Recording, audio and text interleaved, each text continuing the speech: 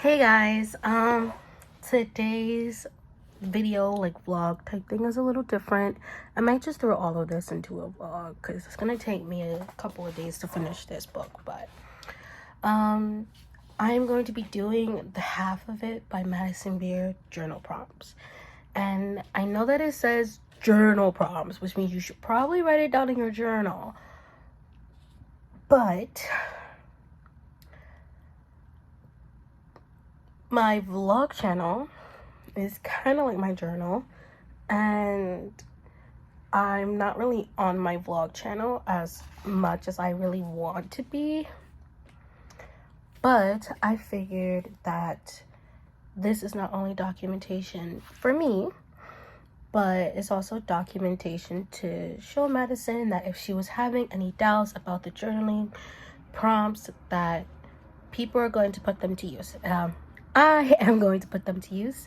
So to give you guys just a little bit of insight, yesterday was April 24th, and I met Madison as at her photo op at Barnes and Noble. You had to like get a ticket and stuff to buy a ticket online. The event literally sold out like in a heartbeat. And I'm so proud of her. I get to meet Madison on her book tour. Now, if you don't know, Madison Beer has just recently released a book, and it's called The Half of It. This is her memoir. I have the signed edition for going to the book tour, and literally this book is just so pretty. I'm obsessed. Look, focus. I'm obsessed. This book is so pretty. This is her memoir, and in this book she has some journaling prompts, and today is April 25th, 2023, and this is the release date of the book. She's currently in her hometown in New York, and well, she's here in New York, but she was just in the city, and now she's like in her hometown, like in Long Island, and she's doing her book tour there. I have a friend who is going or is there right now or went. So yeah, there are 15 chapters in this book, and there are 8 different journal prompts. I am up to chapter 6, but before I start chapter 6, and I started reading yesterday, before I start chapter 6, I wanted to document the first journal prompt, which is right at the end of chapter 5. I'm going to read it and then obviously do it. The actual journal prompt. Talk it out. Instead of writing, I'm talking. Journal prompt 1. Untangling anxiety. Tell me about a time that your anxiety was proven wrong. Hold on to it. Is there something you're anxious about that you could try and combat in a manageable way? Manageable, healthy way. If so, then what? Understanding the root of our anxieties, detail by detail, broken down, in my experience, can help a lot. Deconstruct it, prove it wrong. So Madison, a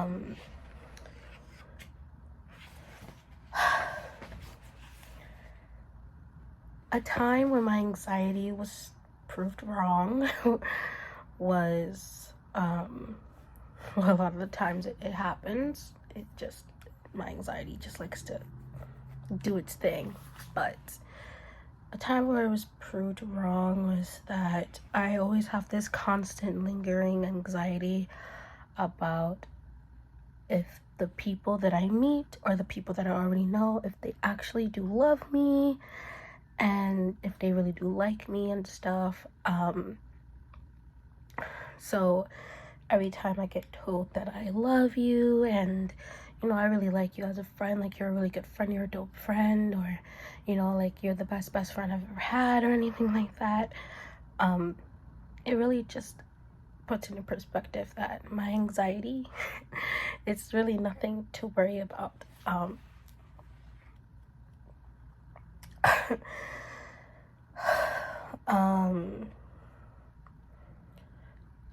I'm anxious about my future right now. Recently lost my job last month. It was temporary, but it was pretty early on. Don't want to really get into that, but after I lost my job, everything was threatened, like my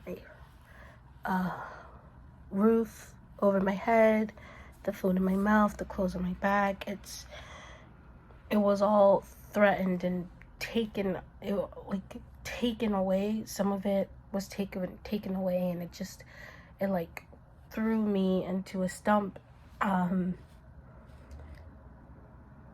so right now I'm just really anxious about my future at the moment, and where the hell I am going to go, and what am I supposed to do now, and stuff like that.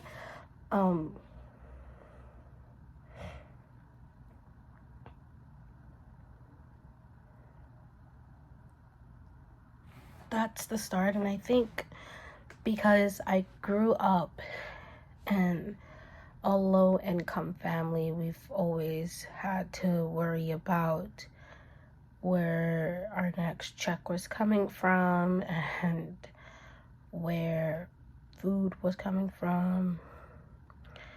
And because it was low income, I used to be bullied a lot. I zoned out for a second. I used to be bullied a lot in school. So it was hard to, I had to wear the same outfits. I just had to mix and match, and just do it differently. And being young and having people talk about you or laugh about you, about what you're wearing and stuff like that. And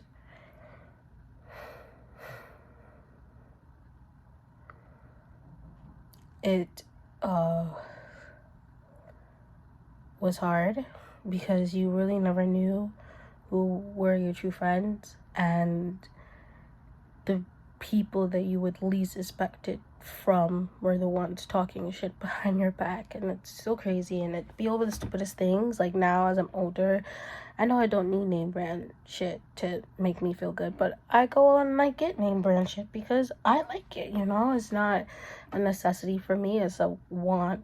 Well, yeah, it's a want. It's not a necessity for me, but I like to have name brands. Or at least I try to, because I still am stuck in my old ways like I was younger, and I go for the cheaper options because I like comfortability. I had to put my mindset like that. I had to switch my mindset that it was okay to not wear everything that your friend is wearing, not every brand, or whatever the case may be. So it was hard going through that. And then now I'm here and I'm worried again because I feel like my livelihood is being threatened. I mean, who wouldn't feel like that? I feel like everyone who's lost their job